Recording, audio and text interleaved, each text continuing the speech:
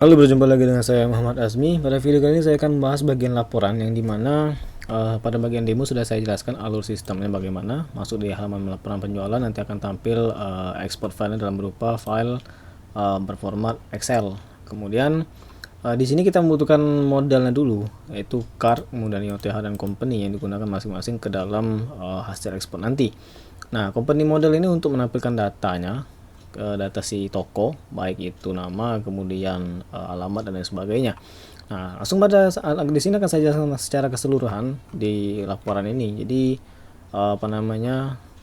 kita akan menyiapkan dulu datanya si company tadi, seperti di company data yang akan digunakan di masing-masing ekspor ataupun di ekspor periode. Kemudian pada bagian indeks kita akan menampilkan tampilan seperti ini yang ada bagian keseluruhan dan per periode. Pada bagian keseluruhan dan ekspor periode itu sebenarnya sama dalam format penampilan data. Yang berbeda hanya kalau ekspor all akan menampilkan semua data, kalau periode ya per periode, per tombol yang kita isi. Jadi perbedaannya ada di bagian model. Kemudian dan juga di form untuk inputnya. Nah, kalau kita melihat pada bagian laporan body, di sini ada paling penting adalah yaitu di bagian si script untuk pemanggilan tanggal awal dan tanggal lahir, yang dimana yang dilihat di sini tanggal awal dan tanggal lahir. Nah, menggunakan penampilan dari si data picker atau bootstrap data picker yang sudah saya siapkan library-nya atau pluginnya di folder assets, plugin, data picker, css, bootstrap, data picker, css dan js-nya. Pemanggilannya sederhana, cuma menggunakan script seperti ini. Jadi tanggal lahir, tanggal lahir yang nantinya bisa Anda gunakan juga untuk menampilkan data-data di project-project Anda yang lain. Nah, formatnya adalah YYMMDD, yaitu year, month, date, yaitu tanggal, tahun, bulan, dan tanggal. Nah, sedangkan to the highlight ini maksudnya adalah meseleksi atau menandakan si tanggal hari ini. Jadi ketika saya mengklik tanggal di sini, sudah otomatis terseleksi bahwa hari ini adalah tanggal 13. Kemudian setelah diklik, maka dia akan otomatis tertutup. Itu hasil dari fungsi auto close true. Oke. Nah, masuk pada bagian view untuk ekspor datanya, itu di bagian print all untuk menampilkan semua data.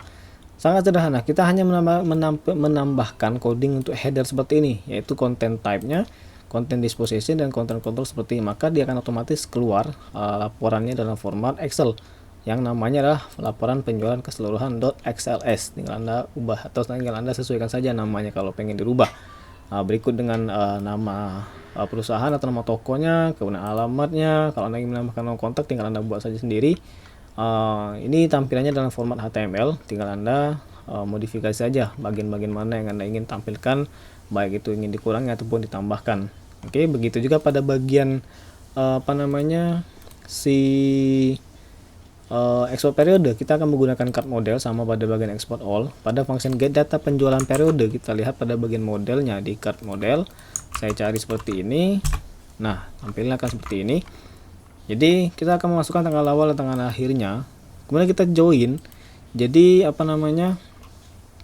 berdasarkan sebentar get data penjualan periode.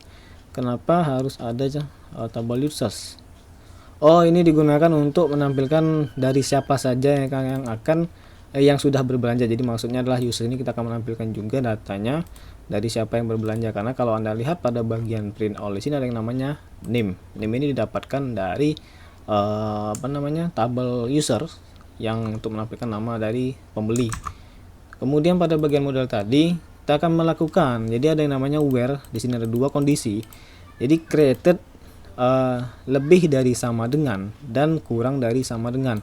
Nah, kita akan membuat dua parameter. Pertama, fieldnya adalah created. Di sini adalah tanggal awal yang sudah disiapkan di sini dari yang dia maksud si admin masukkan. Kemudian kita tambahkan untuk tanggalnya itu mulai dari 0000 atau dini hari, dan tanggal akhirnya adalah 235959. Karena apa? Kalau tidak Anda masukkan hari yang sama, misalkan Anda mencari tanggal 13 sampai tanggal 14, tanggal 14 tidak akan tampil kalau Anda tidak melakukan format seperti ini. Nah, itu dikarenakan karena di bagian transaksi format created ini adalah date time, bukan date. Kalau Anda menggunakan format date, jadi cuma tanggal saja, Anda tidak perlu menambahkan keterangan untuk jam seperti ini. Oke, jadi itu maksudnya adalah penambahan dari jam, menit, dan detik di sini. Kalau Anda tidak menggunakan seperti ini, maka akan tidak tampil tanggal akhir yang Anda tuju. Jadi misalkan tanggal 13 sampai 15. Tanggal 13 sampai tanggal 14 saja yang akan tampil, tanggal 15 tidak akan tampil. Jadi mungkin segitu untuk penjelasan dari penampilan ataupun fungsi dari laporan ini. Sampai jumpa di video selanjutnya.